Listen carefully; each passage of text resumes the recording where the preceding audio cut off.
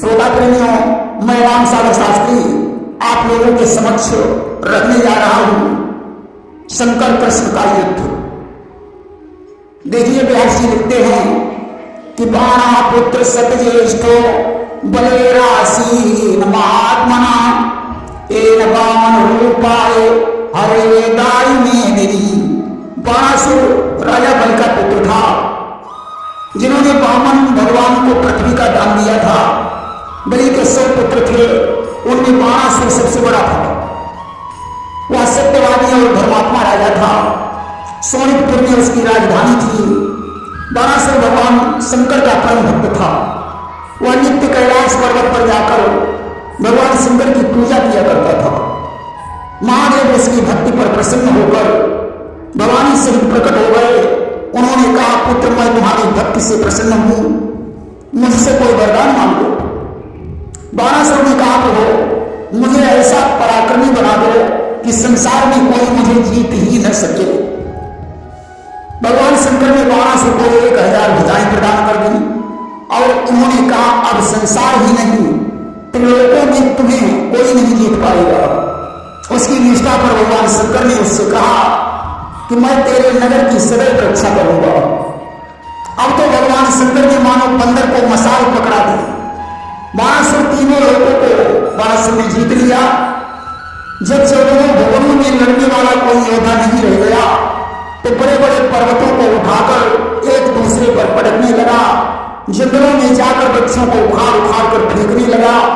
फिर भी जब भुजाओं की खुजली नहीं मिटी तो भगवान शंकर के पास पहुंचा और बोला, भोलेनाथ इदो सहस्रम त्वया दत्तम परम भारायणी भवत् त्रैलोक्यम प्रतियोद्धारम न लभेत तद्रत समम। प्रभु आपने मुझे 1000 भुजाएं दी, परंतु मुझे अपनी बराबरी का कोई वीर योद्धा नहीं मिल रहा है जो मेरे साथ युद्ध करे। इसलिए या तो मुझे कोई योद्धा बतलाओ या आप ही मेरे साथ युद्ध करो। कि बतलाओ कोई वीर मुझे या सोमदास का काम करो। तुमने ही बल पे डाला है तो तुम ही आज संग्राम करो। अब तो भगवान शंकर समझ गए इस दुष्ट को अभिमान हो गया है, आज इसका घमंड चूर्ण करना ही पड़ेगा। भगवान शंकर ने कहा, मूर्ख मैंने तुझे वरदान दिया है इसलिए मैं तेरे घमंड को चूर्ण नहीं करूंगा, परंतु बहुत जल्द ही एक वीर आएगा जो तेरी 4 भुजाओं को छोड़कर बाकी भुजाएं काट डालेगा। बाणासुर ने कहा, वह वीर कब आएगा, मुझे कैसे पता चलेगा। भगवान शंकर ने एक भुजा प्रदान की और कहा, इस भुजा को राजभवन के द्वार पर बांध देना। जिस दिन यह भुजा टूटकर पृथ्वी पर गिर जाए समझ लेना उसी दिन वह शक्ति तेरी भुजाओं को नष्ट करने के लिए आ जाएगी। कि जिस दिन यह भुजा गिर पड़ेगी उस दिन वह शक्ति आएगी जो तेरी सहस भुजाओं का घड़ियों में मान घटाएगी। बाणासुर उस भुजा को घर लाया, द्वार पर लटकाकर उस समय की प्रतीक्षा करने लगा। कुछ दिनों के बाद बाणासुर के घर में एक सुंदर कन्या का जन्म हुआ कि उस चंद्रवती की चंद्र छटा चंद्र को चकित कर जाती थी। उसके उजले मुख की आभा बिजली का मान घटाती थी। कन्या बड़ी सुंदर थी। बाणासुर ने उसका नाम उषा रखा। धीरे धीरे कन्या 7 वर्ष की हो गई। तब बाणासुर ने उसे सहेलियों के साथ विद्याभ्यास करने के लिए कैलाश पर्वत पर शिव और पार्वती के पास भेजा। कुछ दिनों में ही वह संपूर्ण शास्त्र और गान विद्या में प्रवीण हो गई। एक दिन की बात है, भगवान शंकर ने पार्वती जी से कहा, प्रिय जिस कामदेव को मैंने भस्म कर दिया था उसने प्रद्युम्न के रूप में जन्म लिया और उसका पुत्र अनिरुद्ध भी उसी के समान है। यह शब्द सुनकर उषा की भावना जागृत हुई कि अगर अनिरुद्ध मेरा पति बन जाए तो कितना अच्छा हो। पार्वती जी उसकी मनोभावना को समझ गई। उन्होंने कहा, उषा आज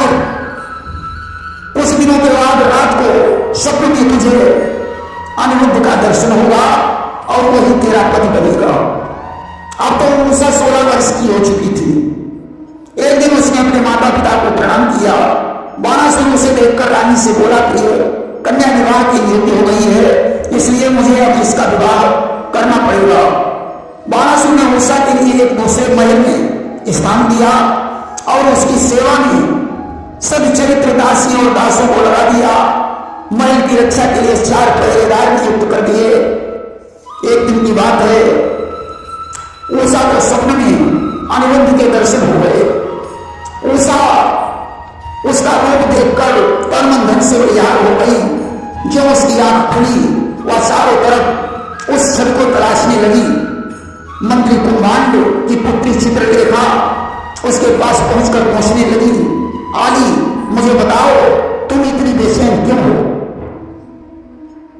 तुम्हारी हर अभिलाषा पूर्ण मैं कर सकती हूं।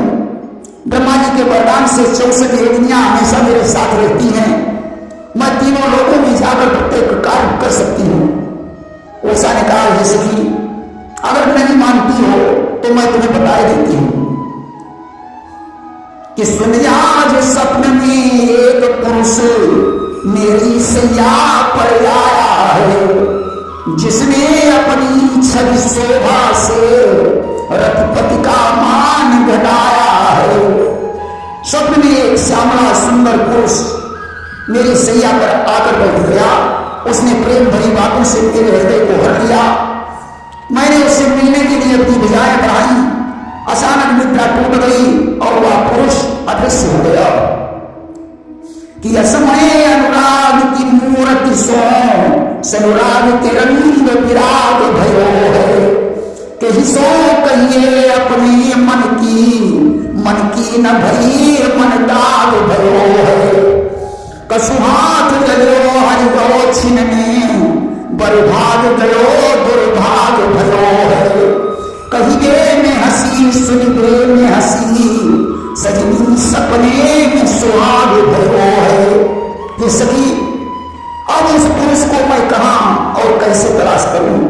चित्रलेखा ने कहा, मैं दुर्गा जी की शक्ति से राजाओं के चित्र बनाकर तुम्हें दिखाती हूं। तुम उसे पहचान लीजिए और फिर उसे यहां ले आना। हमारे बाएं हाथ का खेल है। चित्रलेखा ने सबसे पहले भगवान कृष्ण का चित्र बनाया कि सबसे पहले उस रेखा ने श्री कृष्णचंद्र को दिखलाया तो उषा ने लज्जित होकर नीचे को घूंघट सरकाया। भगवान कृष्ण का चित्र देखकर उषा को कुछ लज्जा महसूस हुई। उसने दुपट्टे से अपने मुंह को ढक लिया और बोली, हे सखी, मेरा प्राण प्यारा इसी वंश का है। चित्रलेखा ने अनिरुद्ध का चित्र बनाया। उषा ने कहा, चित्रलेखा ने जिस समय प्रद्युम्न का चित्र बनाया तो उषा ने कहा, हे आली, मेरे प्राणाधार इन्हीं के अनुरूप हैं।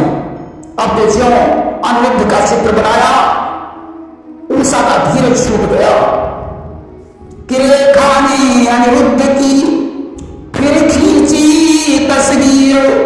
उसे देख कर हृदय में रहा न पहला धीर।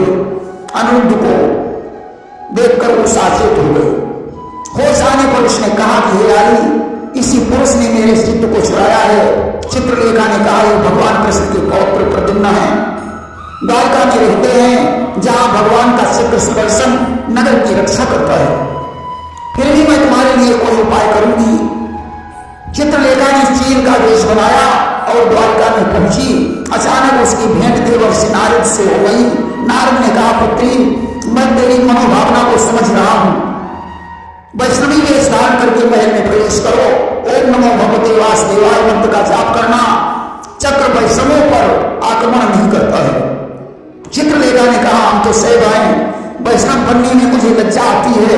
नारद ने कहा, पुत्री, हरि और हर में कोई भेद नहीं है। एक ही शक्ति 3 रूपों में सृष्टि का संचालन कर रही है। आज वैष्णवी वेश बनाकर चित्रलेखा ने अनिरुद्ध के महल में प्रवेश किया और सोते हुए अनिरुद्ध को सैया सहित उठा लाई।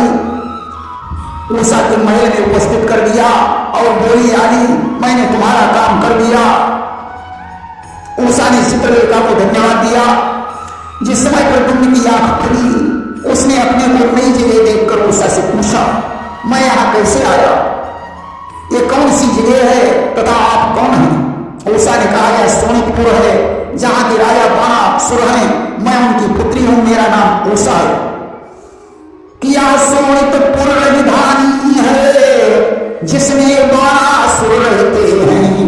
यह घर उनकी बेटी का है, दासी को उषा कहते हैं। मैंने तुम्हें स्वप्न में देखा था, इसलिए अपनी सखी चित्रलेखा से तुम्हारा हरण करवाया है। मैं आपसे अपना विवाह करना चाहती हूं। अनिरुद्ध ने उषा को अपनी सैया पर बैठा लिया और प्रेम भरी बातें करके संकोच दूर कर दिया। अब तो दोनों उस महल में रहने लगे। धीरे धीरे 4 महीने बीत गए। एक दिन एक रक्षक को भनक लग गई। उसने जाकर बाणासुर को बता दिया। अब तो बाणासुर ने अपने सूरवीरों को साथ में लिया और महल को घेर लिया। उसने जाकर महल द्वार की ध्वजा को देखा तो ध्वजा टूटी हुई मिली। तब वह समझ गया कि मेरा दुश्मन पैदा हो चुका है। उषा के महल में पहुंचा तो देखा अनिरुद्ध सो रहा है। बाहर निकला, सैनिकों से कहा, सोते हुए सत्य पर वार करना धर्म के विरुद्ध है। इसके जागते ही मुझे सूचना देना। अनिरुद्ध जागकर उषा के साथ चौपट खेलने लगा। बाणासुर को सूचना मिली। उसने हाथ में तलवार उठाई और उषा के महल में पहुंचा कि बोला, नादान होश में आ, या सरमस्ती की पस्ती है। रे मूर्ख, तुझे क्या पता नहीं, ये बाणासुर की बस्ती है। अरे मूर्ख, बाणासुर की बस्ती में तू चोर बनकर आया है, मैं तेरी गर्दन काट लूंगा। उषा ने अनिरुद्ध से कहा, स्वामी तुम अपने प्राणों की परवाह करो, मेरा पिता बहुत खतरनाक है। अनिरुद्ध ने कहा, प्राण प्रिय, तुम्हें चिंता करने की कोई जरूरत नहीं है, मैं युद्ध करने में भी माहिर हूं। अब तो अनिरुद्ध ने जो ध्यान किया, उसके हाथों में एक शिलाखंड आया। उसने उस शिलाखंड से अनेकों सैनिकों को मार डाला। बचे बचे बाणासुर के पास में पहुंचे। बाणासुर ने भगवान शंकर के द्वारा दी हुई नाग पास में अनिरुद्ध को बांध लिया। अनिरुद्ध ने उसे तोड़ना उचित नहीं समझा कि इससे भगवान शंकर का अपमान होगा। बाणासुर प्रद्युम्न को दरबार में लाया। अब तो उषा घबराकर चित्रलेखा के पास पहुंची। बोली, सखी अब क्या होगा? चित्रलेखा ने कहा, आली अभी कुछ ही देर में कृष्ण और बलराम सेना सहित आते होंगे। वे अनिरुद्ध को मुक्त करवाकर तुम्हें द्वारिकापुरी ले जाएंगे। अनिरुद्ध ने नारद का स्मरण किया। कुछ ही क्षणों के उपरांत देवर्षि नारद ने आकर बाणासुर को समझाया कि कृष्ण के साथ वैर करना ठीक नहीं है, परंतु बाणासुर नहीं माना। उधर नारद जी ने आकर कृष्ण को बता दिया कि अनिरुद्ध बाणासुर के यहां बंदी हैं। बलराम और कृष्ण ने 12 श्रेणी सेना लेकर सोनितपुर में प्रस्थान कर दिया। बाणासुर ने भी अपनी सेना से आई और कृष्ण के सामने पहुंचा कि बाणासुर ने शंभु का किया हृदय से ध्यान, त्यों ही प्रेत समाज ले आए शिव भगवान। बाणासुर ने भगवान शंकर का ध्यान किया। भोलेनाथ भूत प्रेतों की सेना लेकर वहां पहुंचे। बाणासुर ने कृष्ण को ललकारा और बोला, मैं धर्म युद्ध करना चाहता हूं। अपने अपने जोड़ के योद्धा से युद्ध होना चाहिए। कृष्ण का शिव से, सात्विकी का बाणासुर से, प्रद्युम्न का कार्तिकेय से, बलराम का कुंभांड से युद्ध करना निश्चित हो गया। बाणासुर का पुत्र सांब के साथ युद्ध कर रहा है। भगवान शंकर ने कृष्ण के ऊपर ब्रह्मास्त्र का प्रहार किया। कृष्ण ने चक्र सुदर्शन से उसे काट दिया। शिव ने आंधी चलाई। कृष्ण ने अपनी महिमा से उसे नष्ट कर दिया। शिव ने अग्निबाण चलाया तो कृष्ण ने उसे मेघबाण से बुझा दिया। अब तो कृष्ण ने ऐसा बाण छोड़ा जिससे सारे भूत प्रेतों की दाढ़ी मुंह से जलने लगी। शिव ने वर्षा करके उस ज्वाल को ठंडा कर दिया। शिव ने नारायणास्त्र का संधान करना चाहा, परंतु कुछ सोच समझकर उसे तर्कस में रख दिया।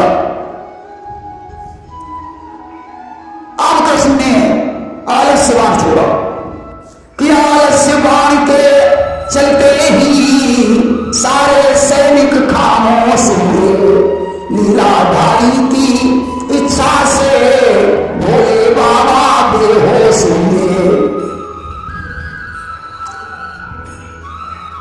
सारी सेना भोले बाबा के सहित बेहोश हो गई।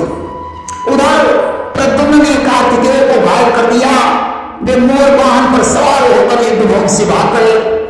बलराम ने उमांड और सूर्पकर्ण को घायल कर दिया। बाणासुर की सारी सेना तितर बितर हो गई।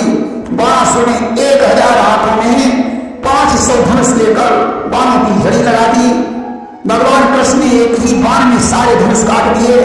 बाणासुर युद्ध भूमि को छोड़कर भाग खड़ा हुआ। कृष्ण ने उसका पीछा किया। उस समय बाणासुर की माता को अपने पुत्र पर दया आई। उसने देखा कि पुत्र आपत्ति में है। निवस्त होकर कृष्ण के पास आ गई। कृष्ण ने उसे देखकर अपनी आंखें बंद कर ली। बाणासुर को मौका मिल गया और वह पैदल भाग गया और एक अश्विनी सेना लेकर फिर से आ गया। भगवान ने क्षण भर में उसकी सेना नष्ट कर दी। बाणासुर भगवान शिव के पास पहुंचा। उसने कहा कि माधव के विषधर बाणों से वीरों के प्राण हो रहे हैं, सेवक बेचैन हो रहा है, जनरंजन इधर सो रहे हैं। हे प्रभु आंखें खोलो, कृष्ण के बाणों से सेना का विनाश हो चुका है और आप सो रहे हैं। भगवान शंकर ने अपनी आंखें खोली। 3 सिर और 3 पैर वाले विष्मज्वर को छोड़ दिया, जिससे वंशी सेना में हाहाकार मच गया। कृष्ण ने वैष्णव ज्वर छोड़ दिया। दोनों ज्वर आपस में लड़ने लगे। विष्मज्वर भागकर भगवान शंकर की शरण में पहुंचा। उसने कहा प्रभु मेरी रक्षा करो। भगवान शंकर ने कहा मेरे पास नहीं, कृष्ण की शरण में जाओ, तभी तुम्हारा कल्याण हो सकता है। कि यहाँ ऐसे वैसे बार नहीं, सच्चे हैं दाम मुरारी के, जो अपने प्राण चाहता है तो चरण पकड़े बनवारी के। विष्णुजय भगवान कृष्ण के चरणों पर गिरकर विनय करने लगा। कृष्ण ने उसे अरे होने का वरदान दे दिया और कहा जहां हमारे भक्त हों उस जगह कभी भूल कर मत जाना। इधर बाणासुर अस्त्र शस्त्रों को लेकर कृष्ण के सामने पहुंचा। उसने कहा कृष्ण मेरे साथ युद्ध करो, क्योंकि अभी हमारे भुजाओं की खुजली शांत नहीं हुई है। भगवान ने कहा चिंता मत करो, मैं तुम्हारी भुजाओं की खुजली मिटाकर ही जाऊंगा। कि तब बोले श्याम सुदर्शन से दर्शन का लाभ बांट डालो, फिर 4 भुजाएं रहने दो, बाकी सब भुजा काट डालो। भगवान ने चक्र सुदर्शन से कहा कि इसकी 4 भुजाएं छोड़कर बाकी भुजाएं काट डालो। चक्र सुदर्शन गन्ने की तरह भुजाओं को काटने लगा। बाणासुर भगवान की शरण, भगवान शंकर की शरण में पहुंचा। प्रभु हमारे प्राणों की रक्षा करो। शिव ने कृष्ण से विनय की। भगवान ने कहा मैंने प्रहलाद को वरदान दिया है कि तुम्हारे वंश के दैत्य का वध नहीं करूंगा, इसकी 4 भुजाएं बनी रहेगी, ये आपके पार्षदों में प्रमुख होगा। बाणासुर ने भगवान कृष्ण के शरणों पर गिरकर क्षमा मांगी और कहा हमारी पुत्री को बहू के रूप में स्वीकार करो। आज वैदिक विधान से उषा और अनिरुद्ध का विवाह हो गया। शिव की सम्मति से कृष्ण दूल्हा और दुल्हन के सहित द्वारकापुरी में वापस लौटते हैं। प्रेम सोनिए वृंदावन बिहारी लाल की जय।